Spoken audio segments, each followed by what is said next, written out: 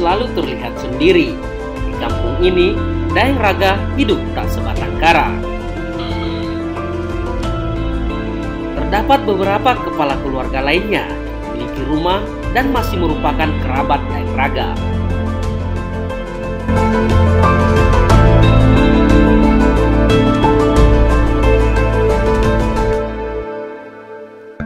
Kehidupan mereka kurang lebih seperti yang dilakoni Daeng Raga ini. Selain bertani, mereka menopang ekonomi keluarga dengan memanfaatkan hasil hutan lindung di kawasan ini, seperti menyadap air nira untuk gula merah dan memanen madu lebah hutan.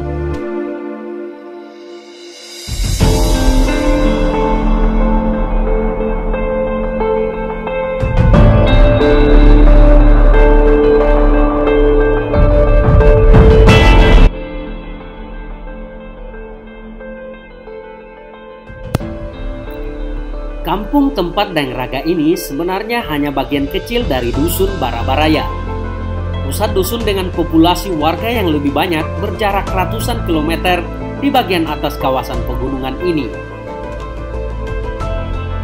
Kerabat Daeng Raga di sini enggan menyekolahkan anak mereka di pusat dusun. Resikonya cukup besar.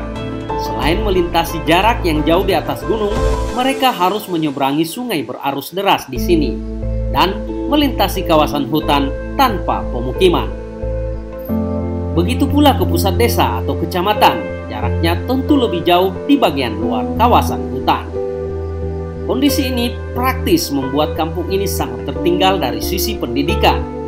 Miris, tak hanya pengetahuan umum, pengetahuan agama yang umumnya dianut baik pada masyarakat bekas DITII juga tak begitu dipahami di sini.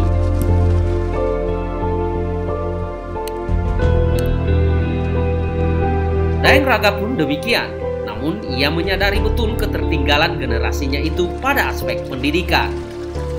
Karena itu ia meminta para orang tua di dusun ini menyekolahkan anaknya.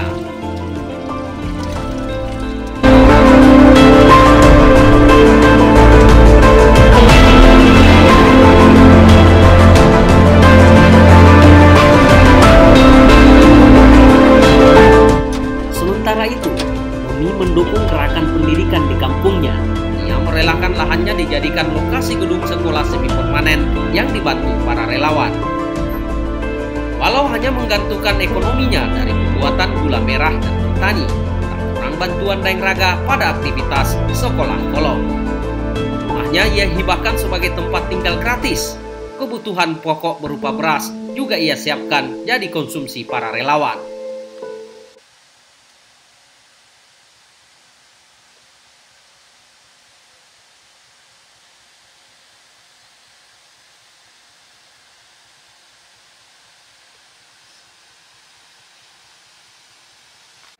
Sungguh mulia niat tulus Daeng Raga. Semoga saja usahanya memberikan pendidikan pada generasi kampung Barabaraya berbuah hasil di kemudian hari.